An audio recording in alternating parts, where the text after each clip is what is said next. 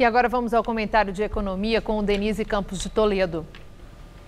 A pressão ou a cobrança em cima de Henrique Meirelles ganhou força na medida em que a economia perdeu ritmo. O ministro fala em paciente saindo da UTI, mas é um paciente que apresentou piora e inspira cuidados, com previsão de recuperação bem mais lenta que se previa. O ajuste fiscal é fundamental para garantir uma retomada mais consistente do crescimento em bases mais sólidas que inspirem credibilidade. Agora, não dá para focar a política econômica só na PEC dos gastos e agora na reforma da Previdência também. São medidas impopulares que, na prática, têm um efeito contracionista, significam mais aperto. Não se vê a adoção de medidas que deem mais fôlego à atividade econômica.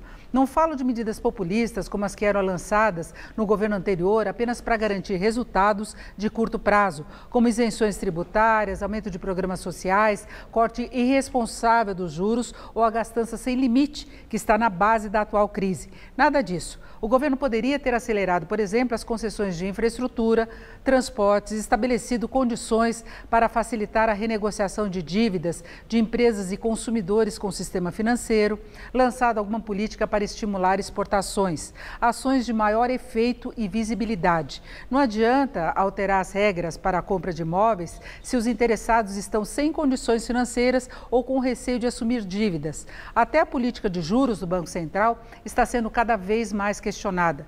Com a recessão do jeito que está, desemprego em alta, consumo em baixa e inflação caminhando para o centro da meta em 2017, talvez fosse o momento de um corte maior da taxa básica.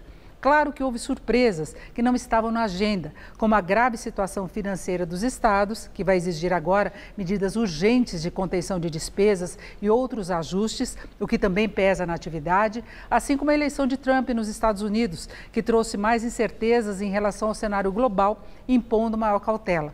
Mas o fato é que o quadro atual da economia gera insatisfação na população, faz com que a pressão política também aumente, até de aliados que não querem ficar associados a uma situação de crise e ainda mexe com a confiança. Confiança que é importante para a retomada da economia e retomada que parece cada vez mais distante. O mercado, na média, já prevê uma expansão do PIB de apenas 0,8% em 2017, muito pouco diante do tombo dos últimos 2 anos. No sufoco, o governo agora fala em medidas microeconômicas de estímulo à economia. Vamos ver o que vai sair. Eu volto na quinta. Até lá.